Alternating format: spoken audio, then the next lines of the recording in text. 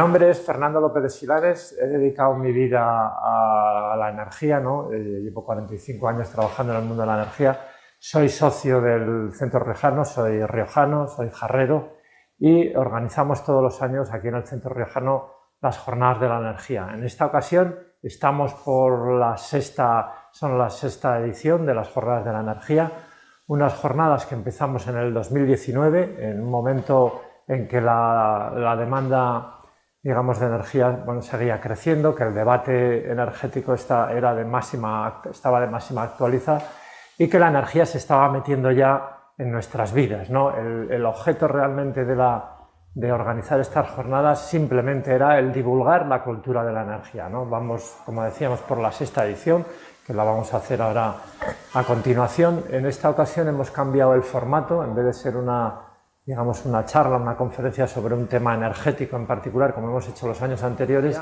vamos a hablar sobre la transición, sobre cómo marcha la transición, y lo vamos a hacer en una conversación que tendremos también con José Antonio Rupérez, que es, como sabéis, presidente del Centro Riojano y paisano mío, que somos los dos jarreros, y vamos a hablar sobre eso, ¿no? Es decir, ¿de qué vamos a hablar luego de la transición? Pues vamos a hablar un poco de todo, ¿no? Es decir, vamos a hablar de la complejidad de sustituir a los combustibles fósiles, de distintos temas para tocar distintos temas de la transición, ¿no?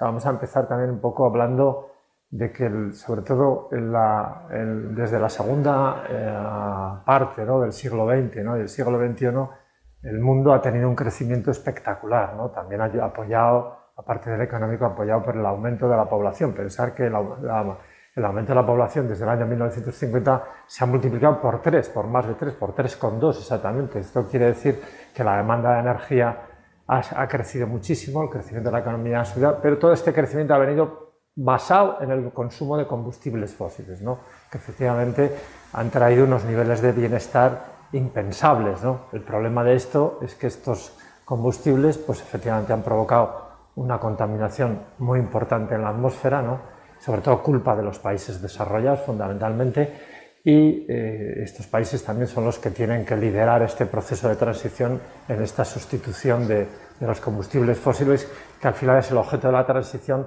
y cambiarlos, transformarlos realmente en combustibles renovables o en energías verdes, y hay que cambiarlo, ¿no? Es difícil, ¿no?, porque llevamos muchas décadas consumiendo combustibles fósiles y esto pues va a ir despacio, ¿no? Es decir, la transición marcha lentamente, ¿no?, porque es muy difícil cambiar esto, pero bueno, se va a ir haciendo. ¿Qué energías van a dar? Bueno, pues efectivamente el pilar fundamental de la transición es la electrificación, porque todo lo que se pueda electrificar se debe electrificar.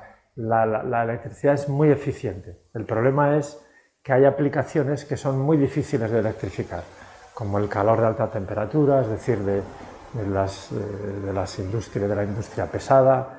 Lo estamos viendo con el tema de la electrificación de los coches, ¿no? O sea, al final es muy complicado. Las baterías tienen una densidad energética baja comparado con los combustibles fósiles, son más caras y evidentemente pues esto le va a dar pues mucha dificultad, ¿no?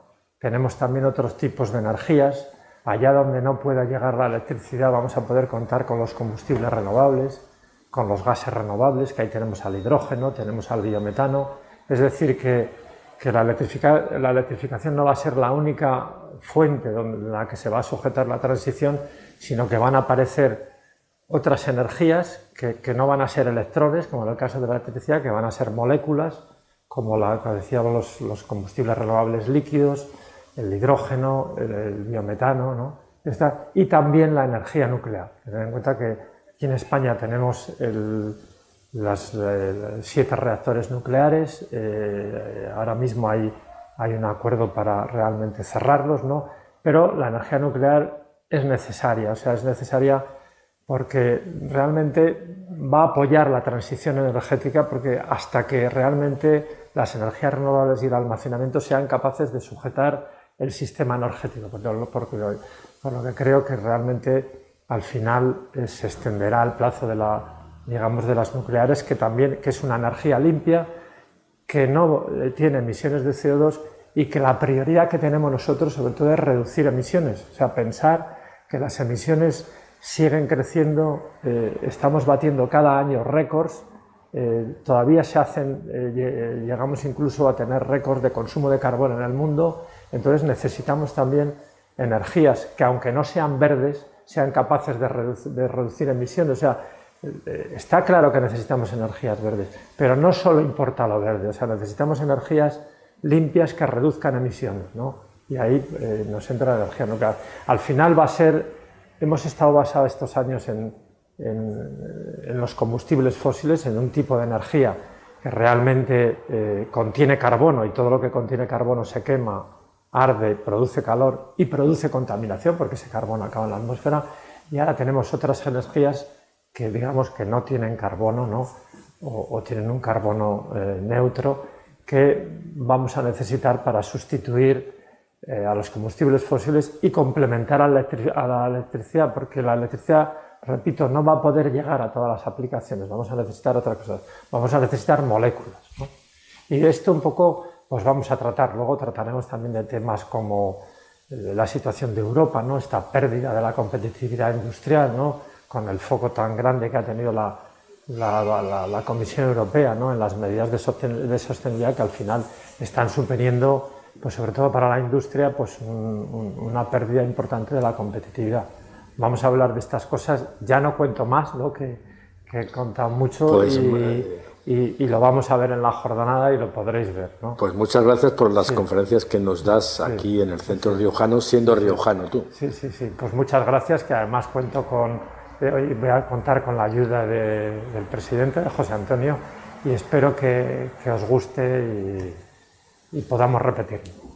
Vamos a presentar las 6ª Jornadas de la Energía del Centro Riojano de Madrid, jornadas que dieron lugar en el año 2019, cuando el tema energético pues estaba muy presente en nuestras vidas, empezaba a estar muy presente, y cada año hemos tenido una temática diferente, y tengo que agradecer la presencia de Fernando López de Silanes nuevamente para impartir esta charla, estos cuadernos de la energía que vamos a tener en el día de hoy. La última vez que me subí con él a un escenario, precisamente no fue en el Centro Riojano, sino que fue en nuestra ciudad natal, la ciudad de Haro, en el invierno pasado, y ahí pues hicimos una nueva presentación, no solamente de todos los temas concernientes a la energía, muy relacionados sobre todo en la energía nuclear en aquel momento, sino también hablamos del 124 aniversario del Centro Riojano de Madrid.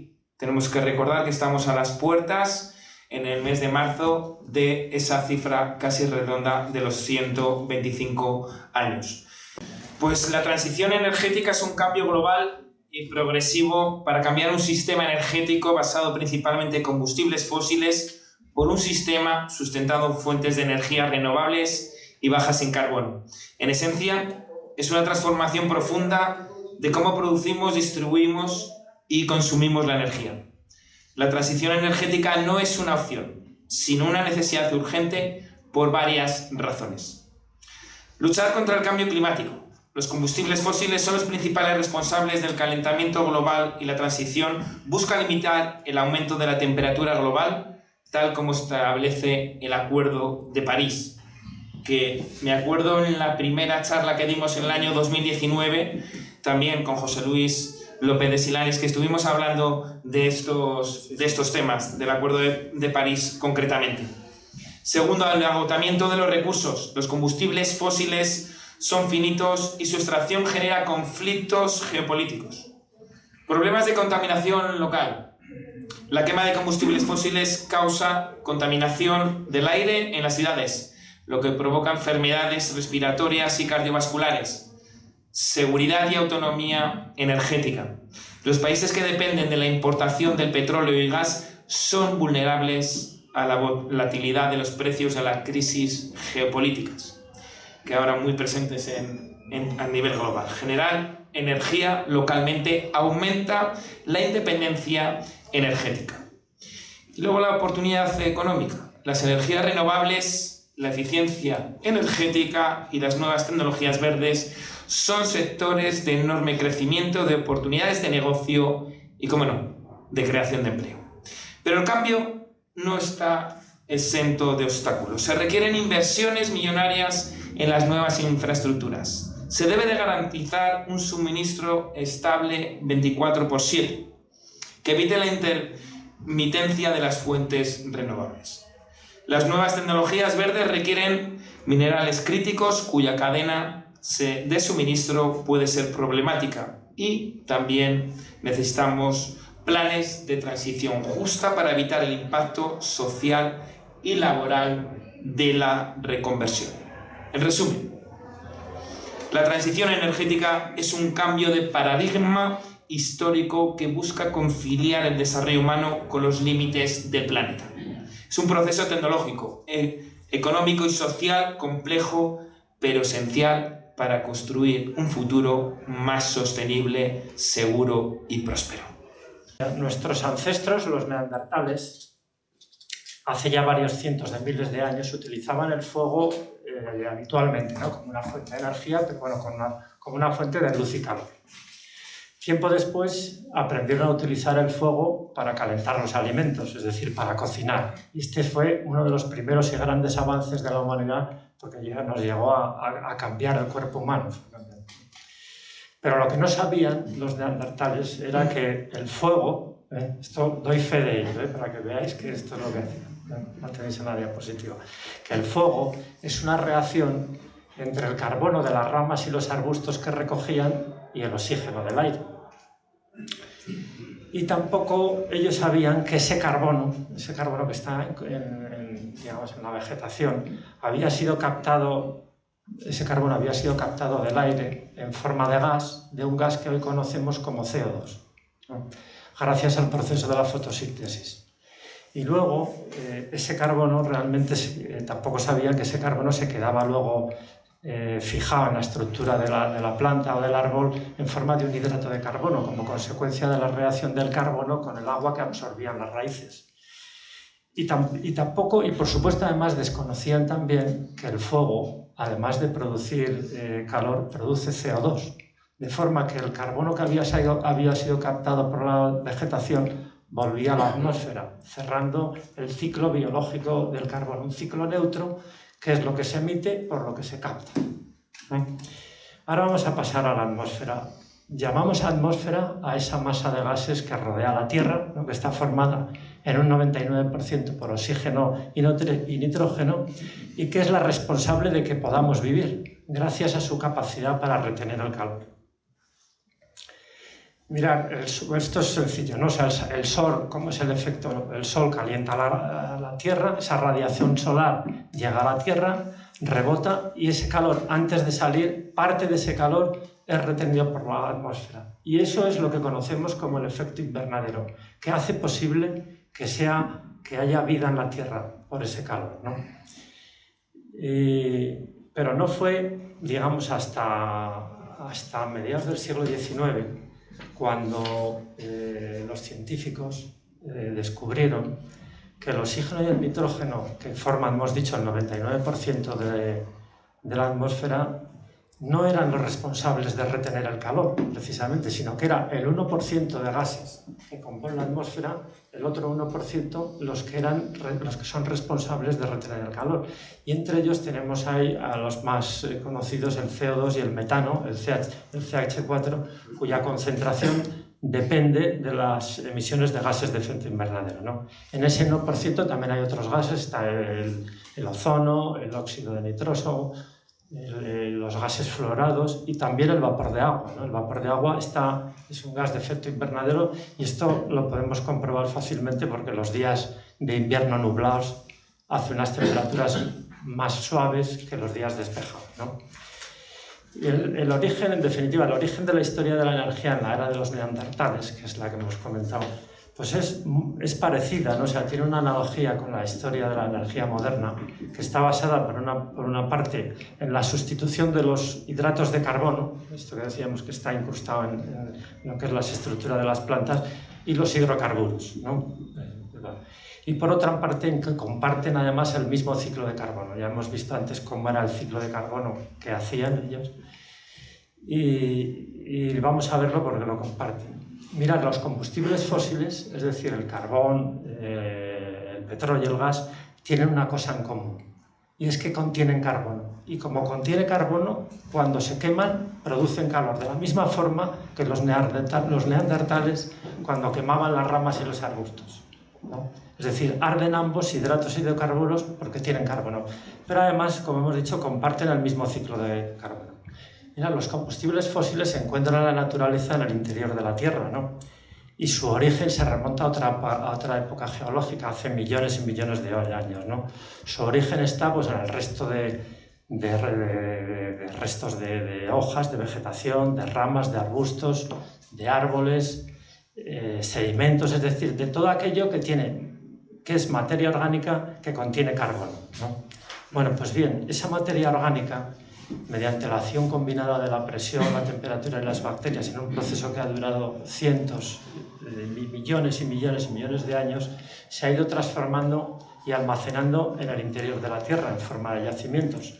Luego, ¿qué ha pasado? Que ha llegado el hombre en el siglo XIX y con la exploración y la explotación de los hidrocarburos lo que hemos hecho es sacar ese carbono que estaba secuestrado en el suelo y en el subsuelo y en la combustión de los combustibles fósiles lo hemos devuelto a la atmósfera, ¿no? Cerrando así el ciclo de carbono, ¿no? Un ciclo de carbono que podemos decir que es similar al que hacían los neandertales, pero aquí nos hacemos una pregunta, ¿no? Dice, si el carbono que se emite es el que antes ha sido captado por la vegetación, ¿cuál es el problema?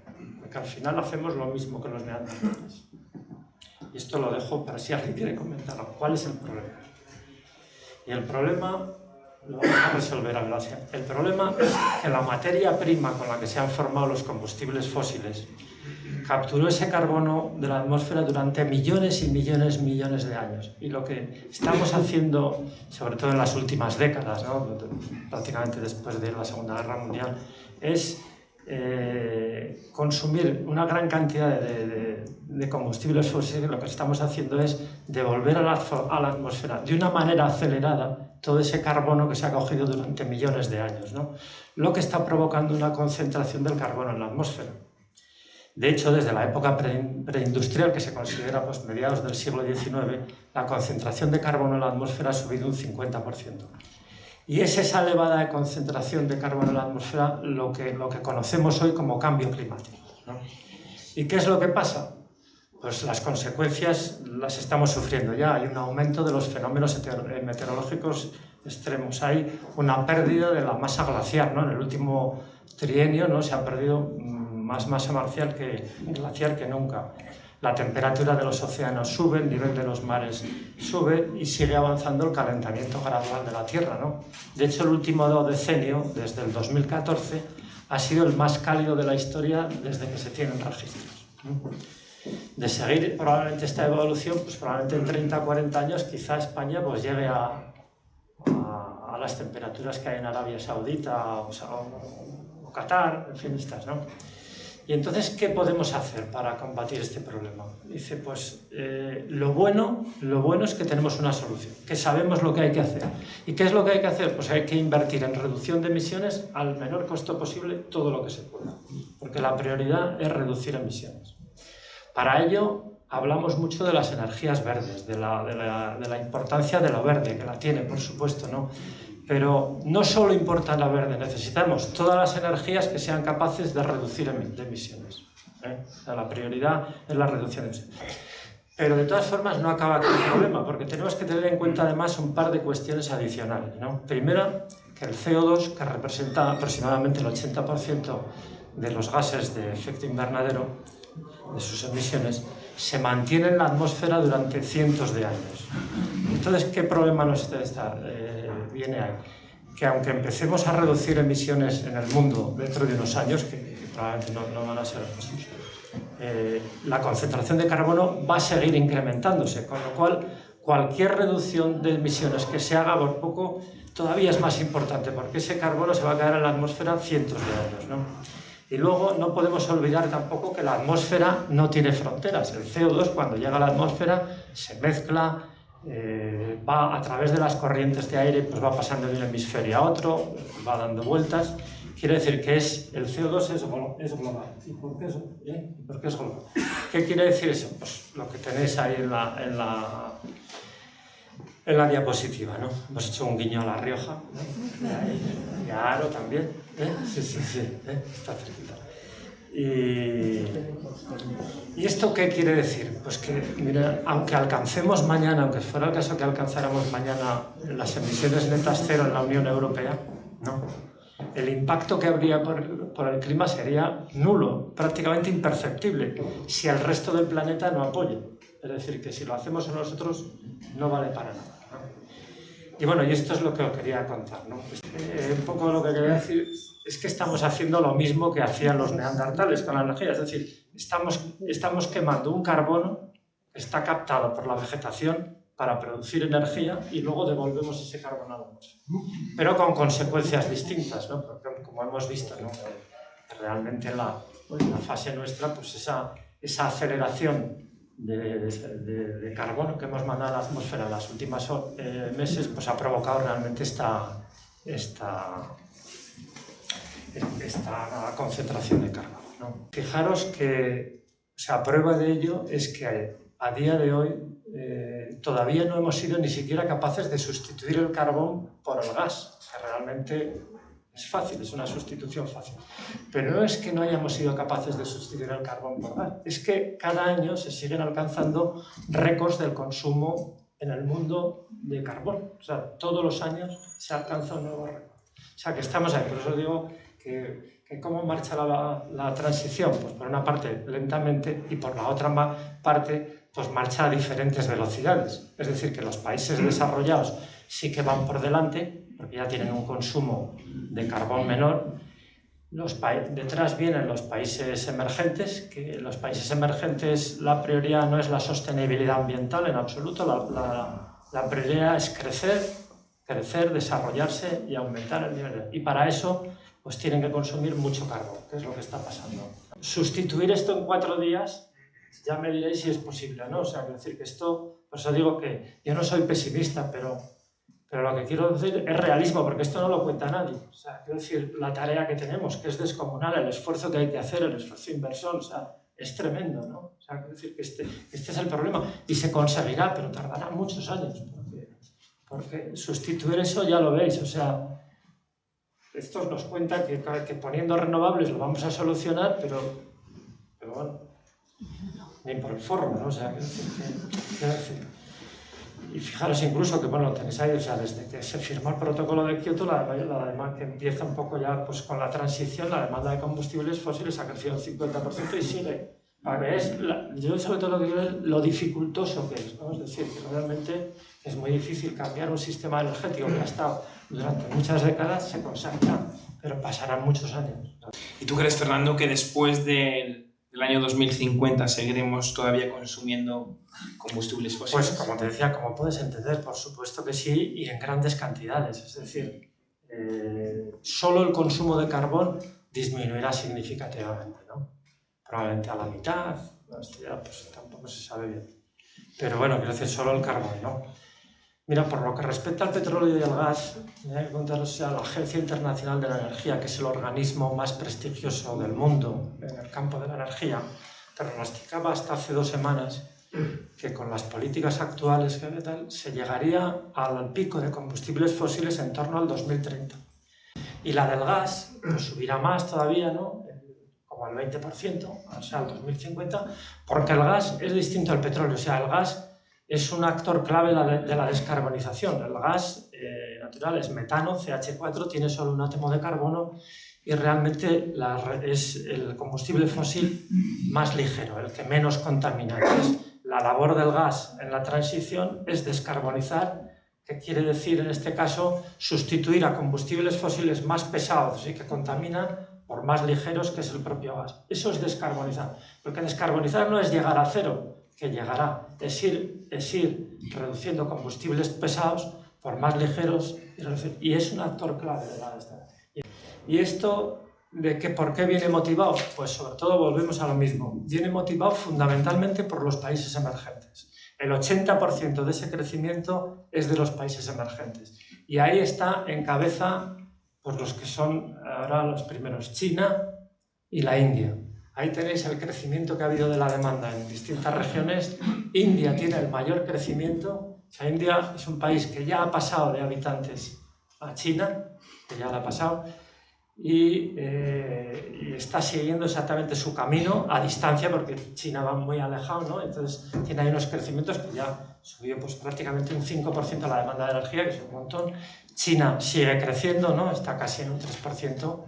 Luego Estados Unidos también subió incluso la Unión Europea, que estaba bajando, parece que lo acusan a las altas temperaturas, ¿no? Y esta es un poco la demanda de energía. Dentro de la demanda de energía, la fuente que más creció fueron las energías renovables, ¿no?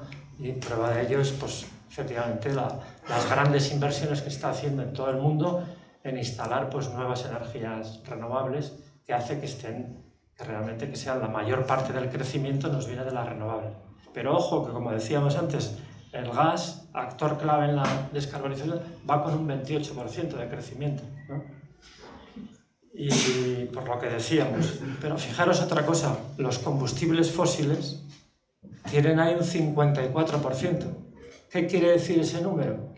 Pues que aunque efectivamente que ahí los números ahí dicen que realmente que la fuente que más crece son las renovables, pero las renovables lo que están dando están contribuyendo a la creciente demanda de la energía. O sea, todavía no están sustituyendo a los combustibles fósiles. Están contribuyendo digamos, a ese crecimiento de la demanda. Pero a día de hoy todavía no ha empezado la sustitución de los combustibles fósiles por fuentes renovables. O sea que fijaros en la situación que estamos, ¿no? Es un gráfico que este es de la Agencia Internacional de la Energía y lo que nos dice es eso, ¿no? Es que todavía probablemente se llegará enseguida, pero todavía ni siquiera ha empezado el proceso de sustitución. Esta corriente de pensamiento apuesta, digamos, por un decrecimiento de la economía para que baje la demanda de energía y no lleguemos a agotar los recursos de la Tierra. O sea, hay gente que opina así, que tenemos que no solo consumir menos, sino consumir mucho menos para llegar al decrecimiento. Esta es una corriente. Y la otra corriente pues es toda lo contrario, ¿no? La otra corriente dice que la población mundial sigue subiendo, que es cierto, y que en los países emergentes pues ya me he dicho que la prioridad es el crecimiento. Y para que no la sostenibilidad. Y para crecer hace falta consumir energía. Ahora vamos a ver la otra cara de China, ¿no? Es decir, porque el gobierno chino ha hecho una apuesta firme por las tecnologías limpias, ¿no? A tal punto que hoy lidera el desarrollo de valor de las tecnologías limpias. Tan claro como eso, ¿no? China produce ni nada más ni nada menos que el 80% de los paneles fotovoltaicos, es líder en turbinas eólicas, es líder en la producción de electrolizadores, domina el control de las tierras raras, domina también los minerales críticos, tenéis ahí a la izquierda, o sea, domina minerales críticos, lo llaman ahí, no sé, hay 20, pues 19 de los 20 los domina ellos, o sea, tiene un control absoluto, o sea, aparte de la apuesta es que ha hecho un control por liderar y por dominar toda la cadena de valor, ¿no? Sí. Es líder, por supuesto, en la producción de baterías, produce el 70% de las baterías del mundo y eso se ha convertido también en la primera potencia mundial de la fabricación de coches eléctricos. O sea, de hecho, China, esto lo tenéis en la siguiente, pues va a acabar el año vendiendo 2/3 de los coches eléctricos del mundo. 2/3. La Unión Europea creo que está en el 15% y Estados Unidos en menos del 10%. O sea, estos son los números. Pero es que en el mercado interno, las ventas de coches eléctricos en China han crecido más de un 50%. Más de un 50%. ¿Y qué está provocando eso? Pues está provocando, pues por una parte, un descenso del consumo de petróleo. O sea, han hecho una apuesta fuerte, muy fuerte, o sea, por una parte, han hecho una apuesta fuerte por las energías renovables, pero por la otra es por electrificar el sector del transporte, sobre todo el ligero, ¿no? Es decir, porque consigue un ahorro, hemos dicho, un descenso del consumo de petróleo, que ellos no tienen petróleo, que eso le viene con una reducción, claro, efectivamente, de las importaciones, Pero eso le ha hecho que en el sector de transporte en China estén bajando las emisiones, que hace que en el cómputo total pues esos aumentos se estén disminuyendo, y ha subido solo un 0,4%. Y eso es la apuesta, ¿no? La apuesta fuerte que ha hecho por una parte por las fuentes de renovables, que no hemos hablado aquí, pero sí por la electrificación, porque tened en cuenta que en muchos países el sector de transporte es el mayor emisor, no en todos, ¿no? En los muy industriales le pasa a la industria. Aclaración. Y ya volviendo en este caso ya a nuestro país, a España, ¿cómo se han comportado en el año pasado, en el 2024, ambos indicadores, tanto la demanda de energía y las emisiones? Pues mira, las emisiones se redujeron pero se redujeron, ¿no? Se redujeron un 0,5%, ¿no? Hasta cerca de los 270, ¿no? millones de toneladas. Bueno, este es un porcentaje inferior al de la Unión Europea, que fue del 2,2, ¿no? Para tener una comparación, han bajado 0,5 cuando la Unión Europea ha bajado 2. Pero bueno, la causa principal de este solamente ligero descenso de las emisiones está motivada por un aumento desproporcionado de la demanda de petróleo. O sea, el año pasado creció la demanda de petróleo un 5,6%, ¿no? Y esto hace pues, que este aumento de petróleo lo que ha hecho es que la reducción de emisiones siga estando muy alejada del objetivo del PNIEC, que se marcó en el PNIEC, en la última revisión, que es la del 2023-2030. O sea, las emisiones están ahora por debajo de los niveles de 1990, un 6%, cuando el objetivo al 2030 es un 32%, o sea que realmente está alejada, ¿no? Todavía. Y no llegaremos, ¿no? Es decir, al 32%. Pero bueno, esto también pues, lo que da a entender es lo mismo, ¿no? Lo complejo que es pues, sustituir a los combustibles fósiles, y esto pues, claro, pues ralentizará también el cumplimiento de estos objetivos, que por otra parte pues, también son muy ambiciosos, ¿no? Con lo cual, ¿y cómo se comportó la demanda de energía el año pasado? La demanda de energía sí, pues también subió en España. Veíamos que en el mundo, ¿os acordáis? Había subido un 2,2, entonces en España subió un 2,1, o sea, muy alineado con la demanda de crecimiento mundial. Pero en España viene motivada realmente por el sector del transporte. El sector del transporte es el sector que más energía consume de España, consume el 40% de la energía. Como subió este consumo de petróleo, pues ha hecho que la demanda de energía haya subido, que representa el 40%. ¿Y cómo se explica, Fernando, que la Unión Europea haya reducido sus emisiones un 35% desde el año 1990? En cambio, en España, en nuestro país, haya sido únicamente del 6%, cuando tenemos, en este caso, gran disponibilidad de energías renovables en nuestro país, comparado con el resto de la Unión Europea. Sí, gracias. Aquí el problema es que el peso que tiene en España el sector del transporte. O sea, quiero decir que este es el problema, ¿no? Porque no solo es el sector que más demanda energía, demanda de energía tiene, ¿no? Que decíamos que era el 40%, sino que también es el sector más emisor. O sea, el sector del transporte es responsable de 1/3 de las emisiones, es el número 1, o sea, el que más emite. En la Unión Europea es distinto, es la industria, digamos, ¿no? O sea, en España es el sector de transporte. ¿Por qué? Porque el sector de transporte es un gran consumidor de petróleo, es muy difícil descarbonizarlo y también, claro, y obviamente muy difícil electrificarlo, ¿no? Y dentro del sector de transporte, pues el mayor emisor es el transporte de carretera. O sea que realmente sabemos dónde está la clave, ¿no? ¿Dónde está la resistencia, la principal resistencia? La principal resistencia a la reducción de emisiones está en el transporte por carretera. Lo sabemos porque solo el transporte nos da más del 30% de las emisiones globales de España. Solo es el transporte por carretera. Y a nosotros nos pasa otra cosa, que a diferencia del caso de China, la venta de coches eléctricos en España, y ahora vamos a ver un ejemplo por qué es tan difícil descarbonizar el transporte. Vamos a ver el ejemplo de los coches eléctricos. Como decíamos, a diferencia del caso de China, en España las ventas de coches eléctricos pues van muy por debajo de las previsiones del PNIEC, pero alejadísimo, ¿no? Y es la penetración de los coches es una de las más bajas de la Unión Europea. Y es que los coches eléctricos pues son caros, o sea, hay pocos puntos de recarga. La recarga es lenta, pero es que además la densidad energética de las baterías es muy limitada, ¿no? Es mucho menor, ¿no? ¿Y qué es lo que pasa? Pues yo creo que tenemos también una política de ayudas a la compra del coche eléctrico que no es del todo acertada, porque por una parte estas ayudas van a la clase alta de la sociedad que compra los coches eléctricos para distancias cortas, ¿no? Para venir de Las Rozas a Madrid, que no resuelve las emisiones, ¿no? Que no las resuelve.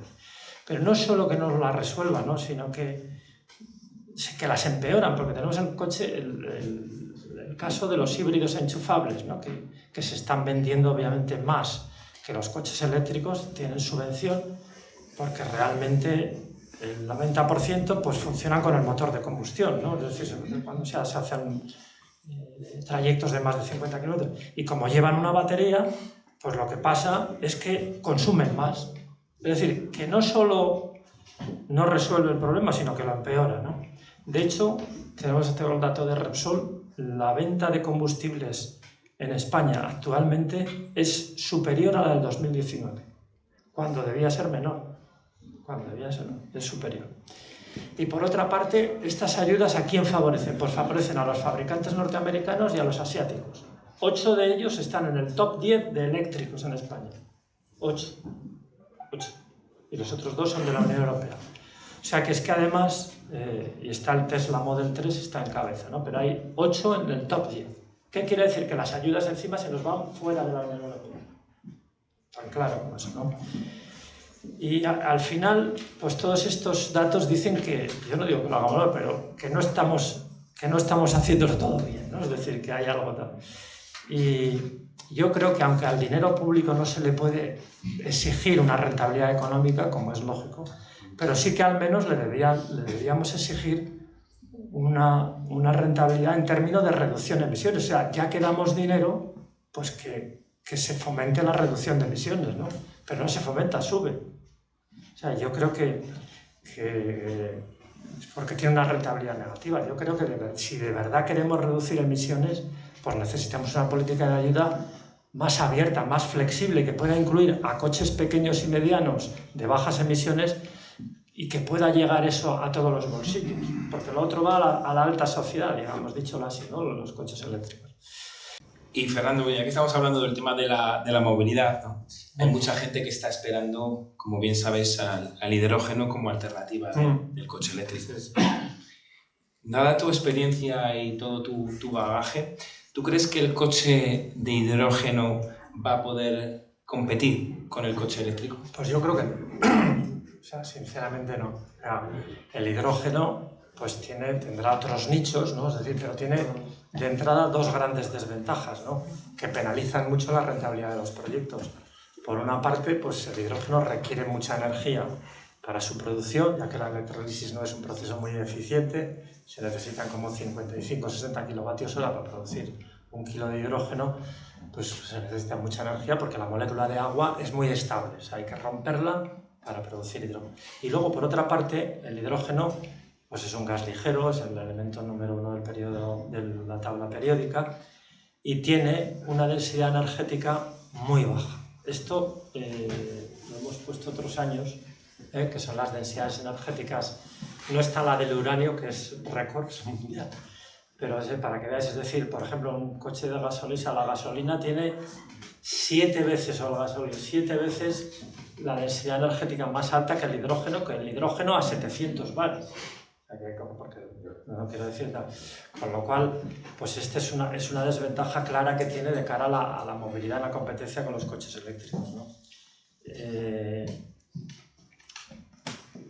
Tengo una diapositiva, que es graciosa, que esta es una comparativa entre coches eléctricos y coches de hidrógeno, ¿no? Los dos primeros son coches eléctricos distintos. Uno es el Tesla Model 3, que decíamos que está en cabeza en España del top 10, ¿no? Entonces ahí son coches eléctricos, es decir, que estos partimos en todos los casos con con 100 kilovatios hora de producción de energía renovable, la que se pierde, y los coches eléctricos, ¿veis?, son mucho más eficientes en el sentido de que es una electrificación directa. Estamos electrificando, o sea, a partir de energía renovable, estamos alimentando un coche. Hay unas pérdidas, ¿no?, pero bueno, que están en el 15%. Entonces, ese coche con 85 kilovatios hora, pues es capaz de hacer 459 kilos, ¿no? Y el siguiente, ¿qué es lo que le pasa al hidrógeno? Pues a los coches de hidrógeno, pues primero el hidrógeno verde hay que producirlo con energía renovable. Partimos de los 100 kilovatios hora, primero hay que producir este hidrógeno verde a través de la electrolisis del agua, con el electrolizador. Entonces ahí ya hay una pérdida, nos sale 63. Luego hay que transportarlo hasta la estación de servicio. Después hay que presurizarlo, porque el hidrógeno tiene tan poca densidad energética en la estación. Hay que presurizarlo a 700 bares para llevar una cierta cantidad de hidrógeno, porque realmente si no, o sea, si lo hiciéramos con hidrógeno atmosférico, pues el depósito lleno podrías hacer 500 metros, o sea, por eso. Y entonces fijaros la diferencia, quiero decir que esto es que siempre, o sea, la movilidad en este tipo de coches es siempre mucho más eficiente la electrificación. Entonces, para comprarte un coche tal, pues te lo compras eléctrico. O sea, es mucho más eficiente, ¿no? Ahora, dice, cuando hablamos del transporte pesado, pues es distinto, porque ¿dónde lo va a tener el nicho? También pues allá donde no llega la electricidad, ¿no?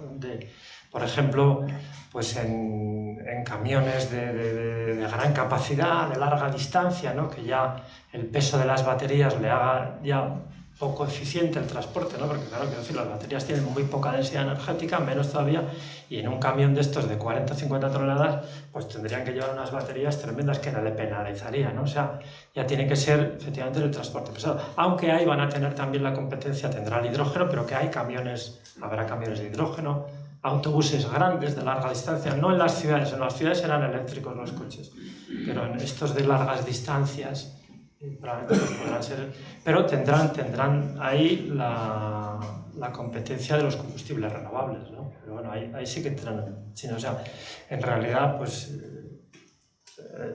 o sea, lo eficiente es pues hacer la electrificación directa, no marear a la termodinámica, ¿no? O sea, Fernando, y esta es una pregunta que te voy a formular, que yo creo que todos los que están aquí presentes pues lo han escuchado en las distintas sesiones de las jornadas de la energía, ¿no? Y que yo creo que hasta ellos mismos podrían aventurarse a contestarla. ¿Sería posible, Fernando, alcanzar la descarbonización mediante la electrificación total de la economía? ¿Qué piensas de ello? Pues, o sea, la electrificación va a ser un pilar fundamental, ¿no?, en la transición, eso está clarísimo, ¿no? Y todo lo que se pueda electrificar se debe electrificar, porque la energía eléctrica es lo más eficiente, eso parte de menos.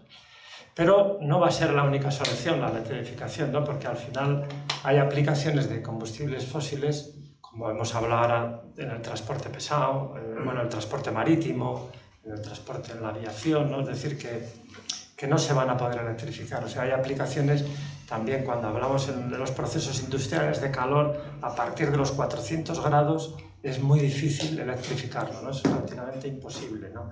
Con lo cual vamos a necesitar otros tipos de energía, ¿qué es lo que decíamos antes al principio? Necesitamos todas las energías, pues también vamos a necesitar otras energías que sean capaces de suministrar allá donde no llega la electricidad, porque si no vamos a poder todo electrificarlo, porque no se va a poder, con las tecnologías que tenemos hoy, pues se necesitan otras energías, digamos, para aquellos sectores difíciles de electrificar, ¿no? Y ahí, por ejemplo, pues tenemos a los combustibles renovables. Acordáis también que hace 2 años hicimos la charla sobre los combustibles renovables líquidos, como son los combustibles avanzados o de segunda generación, los e-fuels o los combustibles sintéticos, que van a tener un papel muy relevante en el sector del transporte pesado, ¿no? Pero luego vamos a necesitar también otros combustibles que sean gaseosos, no solo líquidos, es decir, lo que llamamos los combustibles renovables gaseosos, también conocidos como gases renovables, que son el hidrógeno y el biometano, ¿no?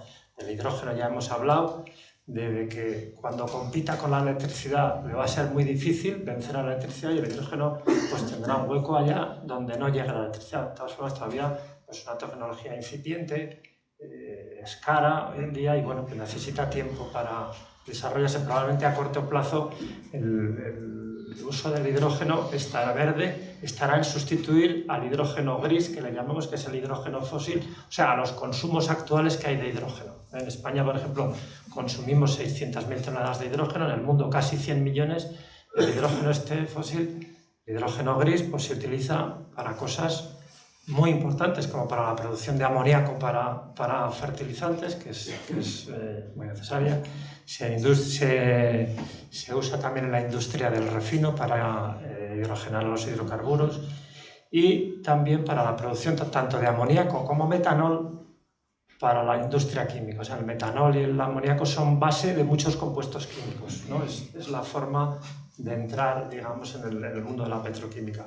Y ahí se utiliza este hidrógeno. Entonces, el primer paso del hidrógeno verde pues será sustituir al gris, ¿no? Que es un uso como materia prima. O sea, cuando hablamos a veces de hidrógeno, hablamos como fuente de energía, ¿no? Como cuando hablamos en el coche. Aquí, en los usos actuales del hidrógeno, no hay ninguno como combustible. Son todos como materia prima. El hidrógeno es un elemento que se combina bien, es decir, que es fácil hacer compuestos, ¿no? Entonces hace amoníaco, hace metanol, o sea, produce muchas cosas, ¿no? Y eso es como se utiliza en la industria, ¿no? Y se utiliza en grandes cantidades. En el mundo son casi 100 millones, ¿no? De metal.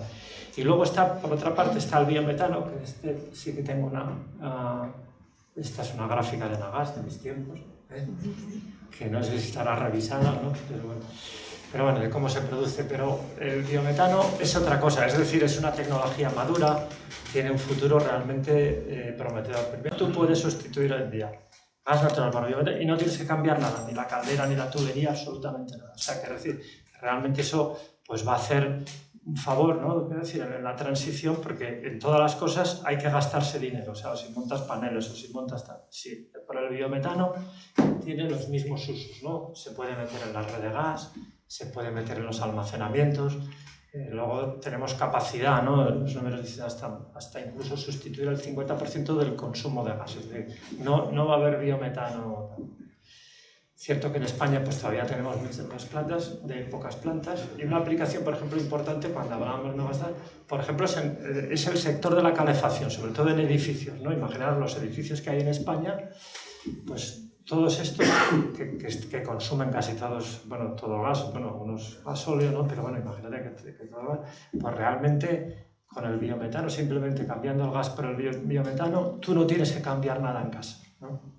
Quiero decir que esta sí que es una tecnología madura y que triunfará. Por ejemplo, lo tengo puesto ahí en el sistema de generación eléctrica.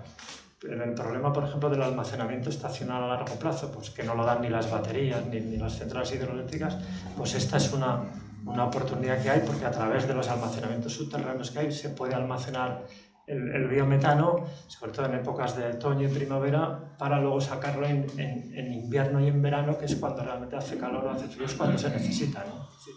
Aparte que cuando hablábamos entre electrones y moléculas, las moléculas son muchas más fáciles de almacenar, como pasa con el petróleo o con la gasolina, que la electricidad, que es muy difícil, ¿no? Que es muy difícil y cara. Vamos a pasarnos, Fernando, si te parece, ese 20% de la energía que consumimos, pasarnos a la electricidad. El año pasado, y ya hemos comentado al inicio de la exposición que estuvimos hablando de la energía nuclear, y nos hablaste largo y tendido, no solamente aquí en el centro riojano, sino también en Haro. ¿Y en qué punto está actualmente el debate de la energía nuclear? Pues mira, ahora está centrado sobre todo en la central de Almaraz, ¿no? Que el acuerdo que hay para el cierre, digamos, tendría que cerrar el primer reactor el 1 de noviembre, o sea, dentro de 2 años, y el siguiente el 31 de octubre del 28, o sea, dentro de 3 años. Está centrado ahí. Pero hay novedades porque las vais a ver aquí, porque las empresas propietarias de las centrales de la central de Almaraz, ¿no? Han solicitado al Ministerio de Transición Ecológica, el 30 de octubre, o sea, hace 3 semanas, han solicitado una prórroga de 3 años al cierre de la central. Ahora mismo luego el Gobierno lo que ha hecho, porque es preceptivo, ha mandado el informe al Consejo de Seguridad Nuclear para que emita pues, el preceptivo informe, y el Gobierno pues, tomará la decisión. O sea, está ahí, el punto está ahí. Pero entonces, Fernando, ¿por qué han solo pedido 3 años? Bueno, esto es curioso. O sea, las centrales nucleares pasan cada 10 años una revisión periódica de seguridad. O sea, independiente que sigan funcionando, tal, tienen la obligación, bueno, tienen que hacer cada 10 años, el Consejo de Seguridad Nuclear hace una revisión profunda de la central, ¿no? Pues de procedimientos, de sistemas, tal, para exigir los mejores estándares de seguridad. Y en el caso de Almaraz, la última que se hizo, la aprobó el Consejo de Seguridad Nuclear, la aprobó en junio de 2020, con lo cual Almaraz es como si tuviera una autorización legal para funcionar hasta junio del 2030. Y entonces, por eso, las empresas propietarias han pedido una prórroga de 3 años, sería un poco menos, porque sería desde septiembre del 27, pero bueno, es decir, han pedido 3 años, digamos, para aprovechar esto, ¿no?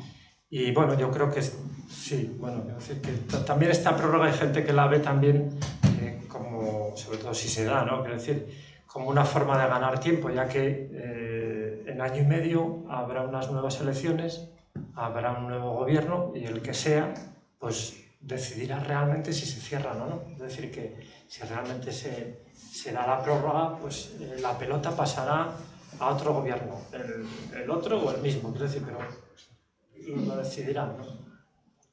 ¿Pero tú crees que el gobierno va a conceder la prórroga? Pues yo creo que a pesar de su gran resistencia ideológica, yo supongo que sí, ¿no? Porque tampoco sería también difícil decir al gobierno que realmente las circunstancias actuales del sector energético y el contexto geopolítico mundial lo que aconsejan es pues todavía que funcione unos años más y ya veremos. Yo creo que sí, que lo hará. Y luego mirar otra cosa que ha cambiado, que la sociedad española lo tiene claro, ¿eh? En las últimas encuestas, o sea, desde la invasión de Ucrania, todo esto ha cambiado, también la sociedad ha cambiado. O sea, en España ninguna encuesta había dado antes de, bueno, pues prácticamente antes de la invasión de Ucrania, las encuestas eran con una proporción grande en contra de la energía nuclear. Bueno, pues las que se han hecho después del apagón, esto es una del Real Instituto Elcano, que es un Real Instituto muy prestigioso en España, ¿eh? Quiero decir que no es cualquiera, es decir, en el mundo de la energía. 2/3 de los españoles están a favor, pero la pregunta no era si estás a favor de la energía nuclear o no, la pregunta era si estás a favor de prolongar la extensión o no. Y este es el resultado, 2/3. Pero además, lo bueno, ahí pongo también, ¿no? Al final, si hablamos que la prioridad es reducir emisiones, pues todas las energías nos valen, ¿no? Fernando, y en este punto, ¿por qué crees que no se van a cerrar? Pues porque, por ejemplo, en Cataluña estas 3 centrales producen el 60% de la electricidad que se consume en Cataluña. O sea, bueno, exactamente el 59% fue el año 2004. O sea, como para quitarlas. O sea, el 60%. Porque ellos además en Cataluña hay muy pocas plantas en Cataluña. Nosotros que hemos estado haciendo gasoductos, también José Luis que está haciendo y Tomás que está haciendo oleoductos, o sea, es realmente muy difícil hacer cosas en Cataluña, ¿no? Y hay muy pocas plantas de energía renovables.